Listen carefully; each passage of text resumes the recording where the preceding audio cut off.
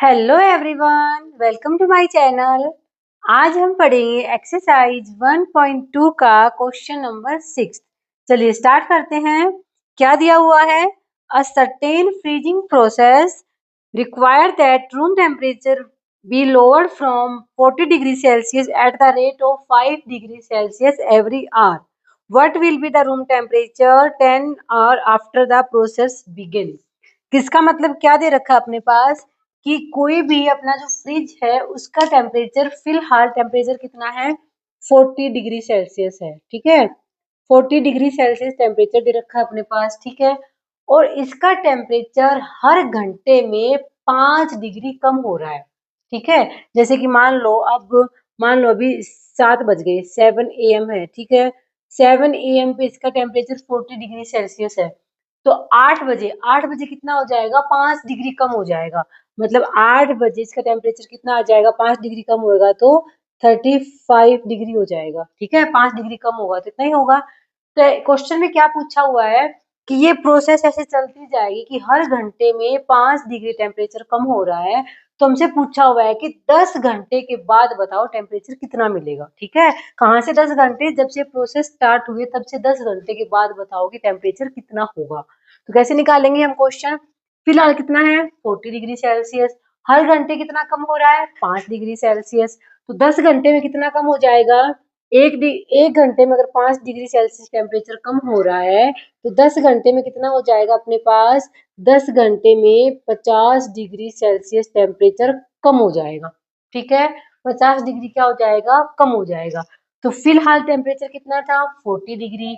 10 घंटे के बाद क्या हो गया, 50 डिग्री कम हो गया। तो कितना टेम्परेचर हो गया इसका, कितना हो जाएगा, जो प्रेजेंट टेम्परेचर है 40 डिग्री सेल्सियस माइनस कितना हो जाएगा, 50 डिग्री सेल्सियस, इतना अपने पास कम हो जाएगा। तो निकालो कितना हो जाएगा, 40 माइनस 50 कितना बचेगा, 10। किसका, माइनस का, कि 10 डिग्री सेल्सियस अपने पास टेम्परेचर हो जाएगा इसका कितने घंटे के बाद, 10 घंटे के बाद। यही हमसे क्वेश्चन में पूछा हुआ था।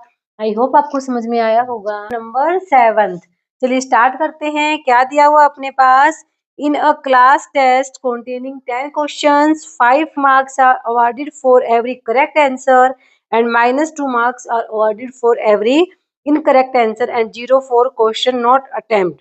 तो हमें क्या निकालना है, क्या दिया हुआ है अपने पास, किसी क्लास में कोई टेस्ट हुआ। ठीक है, टेस्ट हुआ तो टोटल क्वेश्चन कितने थे, नंबर ऑफ क्वेश्चन थे उसके अंदर 10।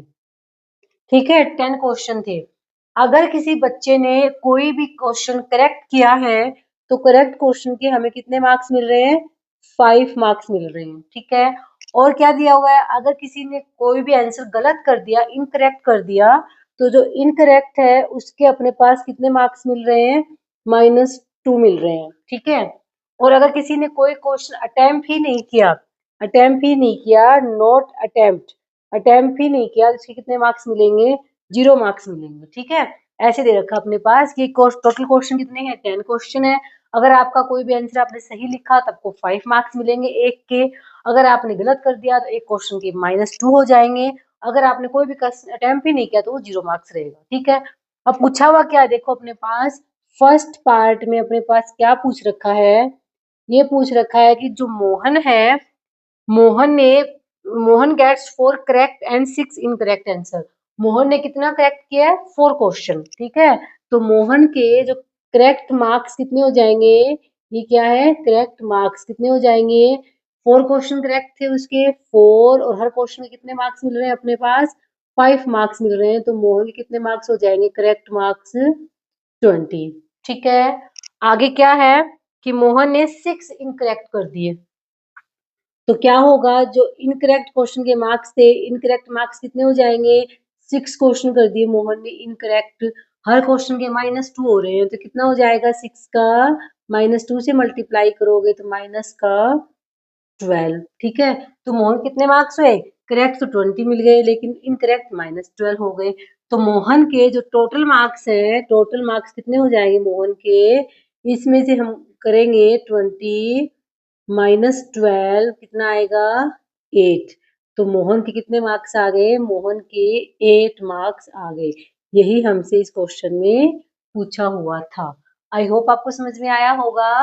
अब हम करेंगे कि सेकंड पार्ट में क्या दे रखा है अपने पास। Reshma gets 5 correct answer and 5 incorrect.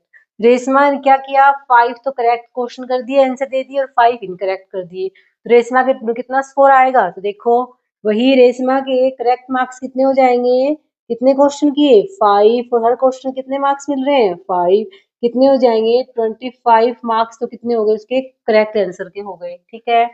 और रेशमा के जो इनकरेक्ट मार्क्स है वो कितने हो जाएंगे, कितने क्वेश्चन अटेम्प्ट किए 5 ऐसे जो इनकरेक्ट हो गए, हर क्वेश्चन का 2 मार्क्स कट हो रहा है, कितने हो जाएंगे -10, ठीक है। इन दोनों को हम सोल्व करेंगे तो रेशमा के जो टोटल मार्क्स हैं वो कितने आ जाएंगे 25 -10, कितने आ गए, रेशमा का टोटल स्कोर कितना हुआ 15 मार्क्स रेशमा को मिल गए, ठीक है। ये होगा इसका राइट आंसर। अब हम करेंगे इसका सी पार्ट। सी पार्ट में यही कर देती हूँ, ये यहाँ पे कर लेते हैं हम थर्ड पार्ट इसका। थर्ड पार्ट में देखो, हीना हीना गेट्स 2 करेक्ट एंड 5 इनकरेक्ट। हीना ने 7 क्वेश्चन अटेम्प्ट किए, उसमें से 2 तो करेक्ट हो गए, तो हीना के करेक्ट मार्क्स कितने हो जाएंगे, टोटल क्वेश्चन कितने अटेम्प्ट किए, इतने टोटल कितने करेक्ट हुए 2, और हर क्वेश्चन करेक्ट का कितना मार्क्स मिल रहा है 5, तो हीना के करेक्ट मार्क्स कितने हो गए 10 हो गए। और इनकरेक्ट मार्क्स कितने हो गए हीना के, इनकरेक्ट कितने क्वेश्चन हो गए थे 7 हो गए थे, सॉरी 7 नहीं हुआ, इनकरेक्ट कितने हो गए थे 5 हो गए थे इनकरेक्ट अपने पास, और हर क्वेश्चन में कितने मार्क्स कट रहे थे अपने पास -2, कितना हो जाएगा -10।